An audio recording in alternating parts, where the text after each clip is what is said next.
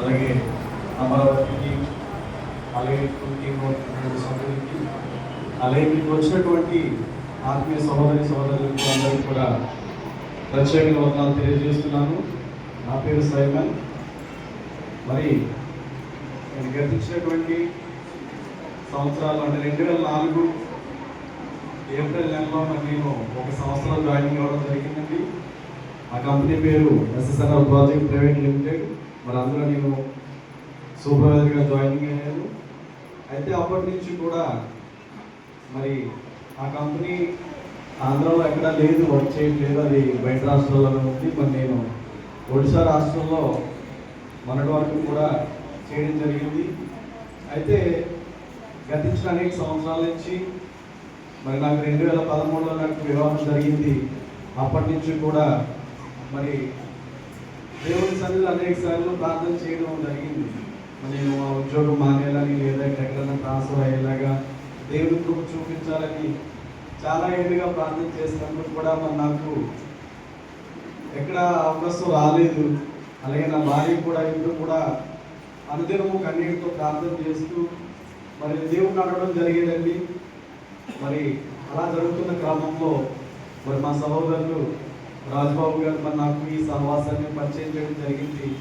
మరి ఆ పరిచయం చేసిన టైంలో మరి అప్పటికే నేను దేవుడిలో చాలా వెనుకబడి మరి ప్రార్థన కానీ మరి దేవుని యొక్క సహవాసం లేకుండా మరి అనుదినము కూడా నేను ఆ ఒడిశా ప్రాంతంలో డ్యూటీ చేస్తూ ఉండగా మరి నాకు ఏపీపీడీ ఎంప్లాయీస్ పేరు తెలుస్తున్నటువంటి సహవాసాన్ని మా సహోదరులు రాజబాబు గారు నాకు ఇందులో రావడం జరిగింది.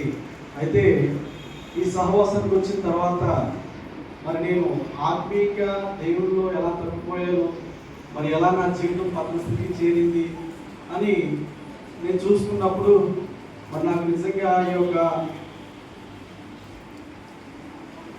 ఈ యొక్క కూటములు మరి ఉదయాన్నే 5 గంటలకి, అలాగే రాత్రి సాయంత్రం 7 గంటలకి జరుగుతున్నటువంటి ప్రార్థనలు చూసినప్పుడు దేవా నా స్థితి విపరీతిగా పడిపోయిందా అని చెప్పి మరి దేవుడు నన్ను దైవ సేవకుల ద్వారా మరి రఘుకుమార్ అన్న గారు కావచ్చు, అలాగే రమేష్ అన్న గారు కావచ్చు, టైటస్ గారు కావచ్చు, మరి వారు చేస్తున్నటువంటి ప్రార్థనలు మరి వారి ఆత్మీయ జీవితంలో మళ్ళీ ఎలా ఎదగాలి అని వారు నాతో మాట్లాడినప్పుడు కూడా దేవుడితో మొరపెట్టడం జరిగింది. దేవా నేను నిజంగా నివసించే స్థితిలో ఉన్నాను, మొన్న ఈ స్థితి నుంచి మళ్ళా ఈ సన్నిధికి చేర్చవాలి అనేక సార్లు మొరపెట్టి ఉన్నారు. అలాగే నా వరకు, నా కుటుంబం వరకు కూడా మరి అమరావతి టీం వారు, అలాగే ఈ టీం వారు కూడా, అలాగే స్టేట్ నుంచి జరుగుతున్నటువంటి టీంలో కూడా మరి నా కొరకు, నా ట్రాన్స్ఫర్ కొరకు కూడా మరి చాలాసార్లు ప్రార్థనలు పెట్టడం జరిగింది. మరి ఏదేమైనా నాకు ట్రాన్స్ఫర్ వస్తే సరే, లేదంటే ఉద్యోగానైనా వదులుకొని మరి అనుదినము దేవుని సహవాసంలో ఉండాలి, దేవుని సన్నిధిలో గడపాలని మరి నేను నిర్ణయం తీసుకోవడం జరిగింది. మరి దేవుని గొప్ప కృపను బట్టి మరి నా జాబును విడిచి వచ్చాను. మరి నాకు వారు ట్రాన్స్ఫర్ పెడతానని అన్నారు. ఇంటికి వచ్చినాకేం చెప్పలేదు, కానీ మరి నిజంగా దేవుని కృపను బట్టి మరి నేను పడిన స్థితి నుంచి లేవనెత్తి మళ్ళా తిరిగి దేవుడు మన సహవాసంలో నిలబెట్టేవారుగా మరి నిజంగా ఏపీపీటీ ఎంప్లాయీస్ పేరు మెలిసితో స్టార్ట్ అయినటువంటి మరి ప్రార్థనా సహవాసం అని ఇందాక పాట పాడిన నిజంగా మంచి ప్రార్థనా సహవాసము.